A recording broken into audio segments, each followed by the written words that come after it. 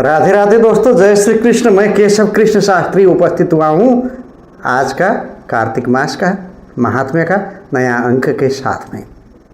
आज 7वां अंक है। इस अंक में आप सुनेंगे कार्तिक शुक्ला प्रतिपदा और यमद्वितीया के कृत्य तथा बहन के घर में भोजन का महत्व। आइए सबसे पहले करते हैं आज का मंगलाचरण। गजाननं भूतगणादिसेवितं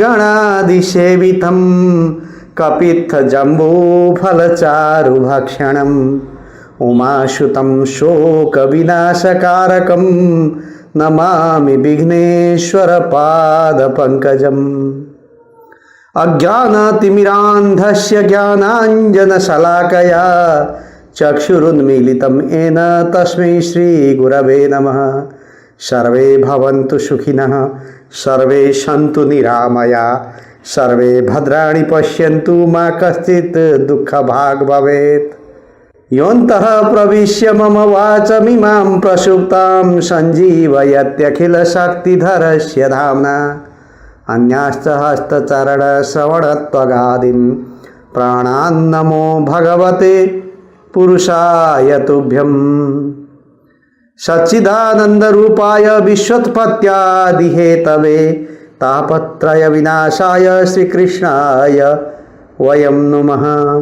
यत्कीर्तनं यत्स्मरणं यदीक्षणं यद्वन्दनं यत्श्रवणं यदर्हणं लोकस्य सद्यो विधुनोति कल्मषं तस्मै सुभद्र श्रवसे नमो नमः। विचक्षणा यच्चरणोपसादनात् संगं विदस्यो भयतोऽन्तरात्मना।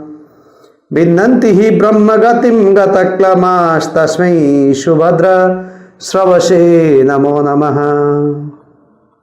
अखण्डमण्डलाकारं व्याप्तं येन चराचरं तत्पदं दर्शितं येन तस्मै श्रीगुरवे नमः।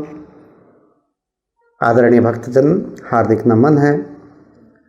आप सभी को स्वागत करता हूँ। आइए सुनते हैं कार्तिक मास का महात्म्य। आज 7वां सोपान है।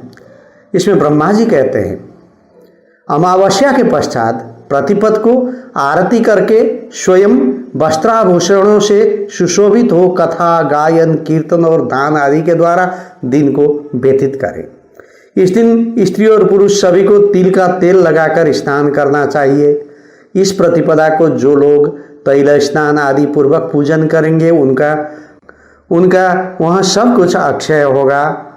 संसार में प्रतिपद तिथि प्रसिद्ध है, उसे पूर्व विद्या होने पर नहीं ग्रहण करना चाहिए। अमावस्या विद्ध प्रतिपदा में तैलाभ्यंग नहीं करना चाहिए, अन्यथा मनुष्य मृत्यु को प्राप्त होता है।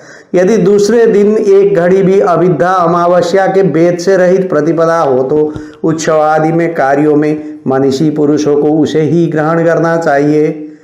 दूसरे दिन यदि थोड़ी भी प्रतिपदा ना हो तो पूर्व विद्या तिथि ही ग्रहण करनी चाहिए। उस दशा में वह दोष कारक नहीं होती है। जो मनुष्य उस तिथि में या उस शुभ दिन में जिस रूप से स्थित होता है उसी स्थिति में वहाँ 1 वर्ष तक रहता है। इसीलिए यदि सुंदर दिव्य एवं उत्तम भोगों को भोगने की इच्छा हो तो उस दिन मंगलमय उत्सव अवश्य करें। प्रातःकाल गोवर्धन की पूजा करें। उस समय गौओं को विभूषित करना चाहिए और उनसे बोझ ढोने या धोने का काम नहीं लेना चाहिए। गोवर्धन पूजन के समय इस प्रकार प्रार्थना करनी चाहिए, गोवर्धन धराधार गोकुल त्राण कारक विष्णु बाहु कृतोत्साय गवाम कोटि प्रदो भव। या लक्ष्मीर्लोकपालानां धेनुरूपेण संस्थिता घृतं वहति यज्ञार्थे मम पापं व्यपोहतु। अग्रतः सन्तु मे गावो गावो में सन्तु पृष्ठतः गावो में हृदये सन्तु गवाम मध्ये वसाम्यहम्। इसका अर्थ है, पृथ्वी को धारण करने वाले हे गोवर्धन, आप गोकुल की रक्षा करने वाले हैं। भगवान विष्णु ने अपनी भुजाओं से आपको ऊंचे उठाया था। आप मुझे कोटि गोदान देने वाले हों। लोकपालों की जो लक्ष्मी यहाँ धेनु रूप से विराज रही हैं और यज्ञ के लिए घृत का भार बहन करती है, वह मेरे पापों को दूर करें। गायें मेरे आगे हों, गायें मेरे पीछे हों, गायें मेरे हृदय में हो और मैं सदा गौओं के मध्य में निवास करूं। इस प्रकार गोवर्धन पूजा करके उत्तम भाव से देवताओं, सत्पुरुषों तथा साधारण मनुष्यों को संतुष्ट करें। अन्य लोगों को अन्नपान देकर और विद्वानों को संकल्प पूर्वक वस्त्र तांबूल आदि के द्वारा प्रसन्न करें। कार्तिक शुक्ल पक्ष की यह प्रतिपदा तिथि वैष्णवी कही गई है। जो लोग सब प्रकार से सब मनुष्यों को आनंद देने वाले दीपोत्सव तथा शुभ के हेतुभूत बलिराज का पूजन करते हैं, वे दान, उपभोग, सुख और बुद्धि से संपन्न कुलों का हर्ष प्राप्त करते हैं और उनका संपूर्ण वर्ष आनंद से व्यतीत होता है। प्रतिपदा और अमावस्या के योग में गौओं की क्रीड़ा उत्तम मानी गई है। उस दिन गौओं को भोजन आदि से भली भांति पूजित करके अलंकारों से विभूषित करें और गाने बजाने आदि के साथ सबको नगर से बाहर ले जाएं। वहां ले जाकर सबकी आरती उतारें। ऐसा करने से मनुष्य सब पापों से मुक्त हो जाता है। अब तुम मृत्युनाशक यम द्वितीया व्रत का वर्णन सुनो। द्वितीया तिथि को ब्राह्म मुहूर्त में उठकर मन ही मन अपने हित की बातों का चिंतन करें। तदनंतर शौच आदि से निवृत्त हो दंत धावन पूर्वक प्रातः काल स्नान करें। फिर श्वेत वस्त्र, श्वेत पुष्पों की माला और श्वेत चंदन धारण करें। नित्य कर्म पूरा करके प्रसन्नता पूर्वक औदुंबर यानी गुलर के वृक्ष के नीचे जाएं। वहाँ उत्तम मंडल बनाकर उसमें अष्टदल कमल बनावें। तत्पश्चात उस औदुंबर मंडल में ब्रह्मा, विष्णु, शिव तथा वीणा पुस्तक धारिणी वरदायिनी सरस्वती देवी का स्वस्थ चित्त से आवाहन एवं पूजन करें। चंदन, अगरु, कस्तूरी, कुमकुम, पुष्प, धूप, नैवेद्य एवं नारियल आदि के द्वारा पूजन करके अपमृत्यु निवारण के लिए वेदवेत्ता ब्राह्मण को अलंकार सहित दूध देने वाली सबत्सा गाय दान करे। उस समय ब्राह्मण से इस प्रकार कहे, हे विप्र, मैं अपमृत्यु का निवारण करने के लिए संसार समुद्र से तारने वाली यह सीधी सादी गाय आपको दे रहा हूँ। यदि गाय न मिल सके तो ब्राह्मण को भक्तिपूर्वक एक जोड़ा जूता ही अर्पण करें। तदनंतर पूजा समाप्त करके भगवान विष्णु में भक्ति रखते हुए अपने कुटुंब के श्रेष्ठ वयोवृद्ध पुरुषों को श्रद्धा भक्ति के साथ प्रणाम करें। फिर अनेक प्रकार के सुंदर फलों द्वारा अपने स्वजनों को तृप्त करें। उसके बाद अपनी सहोदरा बड़ी भगिनी के घर जाएं और उसे भी भक्तिपूर्वक प्रणाम करते हुए कहे, सौभाग्यवती बहन, तुम कल्याणमयी हो। मैं अपने कल्याण के लिए तुम्हारे चरणार बिंदों में प्रणाम करने के उद्देश्य से तुम्हारे घर आया हूँ। ऐसा कहकर बहन को भगवत बुद्धि से प्रणाम करे। तब बहन भाई से यहाँ उत्तम वचन कहे, भैया, आज मैं तुम्हें पाकर धन्य हो गई। आज सचमुच मैं मंगलमयी हूँ कुल दीपक। आज अपनी आयु वृद्धि के लिए तुम्हें मेरे घर में भोजन करना चाहिए।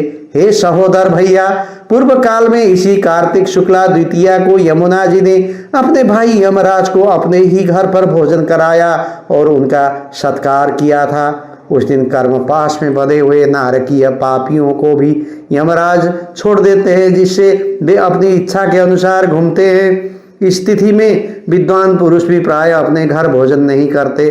बहन के ऐसा कहने पर व्रतवान पुरुष वस्त्र और आभूषणों से हर्षपूर्वक उस बहन का पूजन करें। बड़ी बहन को प्रणाम करके उसका आशीर्वाद लें। तत्पश्चात सभी बहनों को वस्त्र और आभूषण देकर संतुष्ट करें। अपनी सगी बहन न होने पर चाचा की पुत्री अथवा पिता की बहन के घर जाकर आदरपूर्वक भोजन करें। नारद, जो इस प्रकार यमद्वितीया का व्रत करता है वहाँ अपमृत्यु से मुक्त हो, पुत्र पौत्र आदि से संपन्न होता है और अंत में मोक्ष पाता है। ये सभी व्रत और नाना प्रकार के दान गृहस्थ के लिए ही योग्य है। व्रत में लगा हुआ जो पुरुष यमद्वितीया की इस कथा को सुनता है उसके सब पापों का नाश हो जाता है, ऐसा माधव का कथन है। कार्तिक शुक्ल की द्वितीया को यमुना जी में स्नान करने वाला पुरुष यमलोक का दर्शन नहीं करता। जिन्होंने यम द्वितीया के दिन अपने सौभाग्यवती बहनों को वस्त्रदान आदि से संतुष्ट किया है, उन्हें 1 वर्ष तक कलह अथवा शत्रु भय का सामना नहीं करना पड़ता। उस तिथि को यमुना जी ने बहन के स्नेह से यमराज देव को भोजन कराया था। इसलिए उस दिन जो बहन के हाथ से भोजन करता है वह धन एवं उत्तम संपदा को प्राप्त होता है। राजाओं ने जिन कैदियों को कारागृह में डाल रखा हो, उन्हें यम द्वितीया के दिन बहन के घर भोजन करने के लिए अवश्य भेजना चाहिए। वह भी ना हो तो मौसी अथवा मामा की पुत्री को बहन माने अथवा गोत्र या कुटुंब के संबंध से किसी के साथ बहन का नाता जोड़ लें। सबके अभाव में किसी भी समान वर्ण की स्त्री को बहन मान लें और उसी का आदर करें। वह भी ना मिल सके तो किसी गाय या नदी आदि को ही बहन बना ले। उसके भी अभाव में किसी जंगल झाड़ी को ही बहन मानकर वहाँ भोजन करें। यम द्वितीया को कभी भी अपने घर भोजन ना करें। भाई के भोजन में वही द्वितीया ग्राह्य है जो दोपहर के बाद तक मौजूद रहे। जय हो।